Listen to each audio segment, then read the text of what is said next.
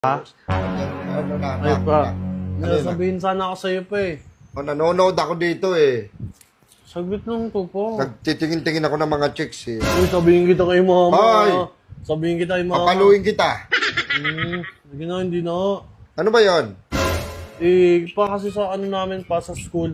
Meron akong crush. Ah! Naiya Binata ako. na talagang anak ko. Naiya ako. Hira, pasok mo daw. Ano ba? Ano papasok ko dyan? Pasok ng boto mo. Binata na ang anak ko talaga. Ilan taong ka na, nak? 13 pa. 14, sipa ka na ah. Hindi Hira ko lang. ako tuloy. Nak, ano nak? Ano bang meron? Ano pa? Kasi pa yung gusto ko sanang patulong sa'yo yung crush ko Oh, sa school. Eh, gusto ko sana ligawan. Patulong sana kung paano siya ligawan tsaka paano ko magustuhan ng crush ko. sige na, ikukwento ko sa'yo kung paano ko niligawan si Mama Nemo. Sige pa. Nung araw, hinaharaan ako pa yan.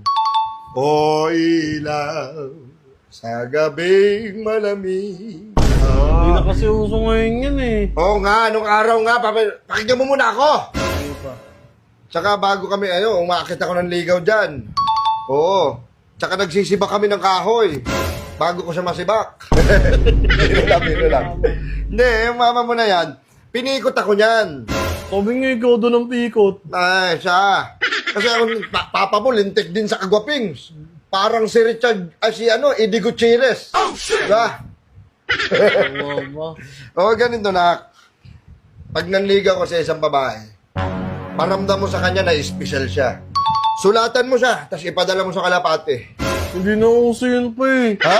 Hindi na uso yung sulat. May cellphone naman ako eh. Sa bagay, ngayon kasi, madali mo na lang masasabi sa taong mahal mo na mahal mo siya eh. Ngayon, meron ng messenger, meron ng Facebook. Nung araw, dati wala yan. Ang hirap makahanap ng ng babaeng mamahalin mo ng husto dati.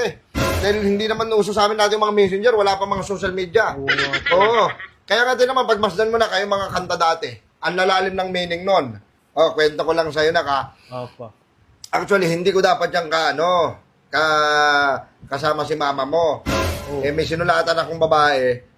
Sinulat yung pinadala ko sa address nila. Wala na pala.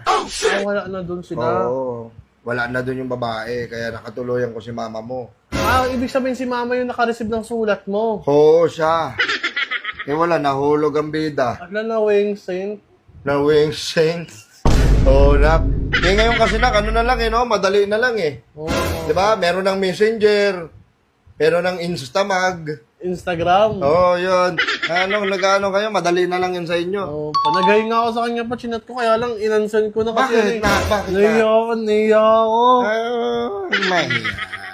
Kung mahal mong isang babae, ipakita mo ang titi mo. Oh, Hindi, joke lang. Ipakita mo na gusto mo ang isang babae. Pakita mo. Mag-import ka. Bilan mo siya ng mga sampagita, ng bumamila. Sumpagito. Sumpunin niyo ba yun? Hindi ganun kasi nung araw sa amin.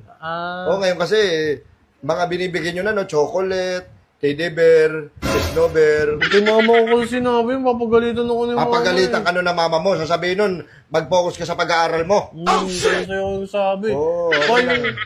Yung gusto kong gawin, kaya lang, may nagkakagusto din kasi sa kanya eh. Tapos, nakasar nga ako dun eh. Binibigyan niya ng bulaklak. Eh, bigyan mo rin. Bigyan mo ng isa yung lalaki. Pakan mo.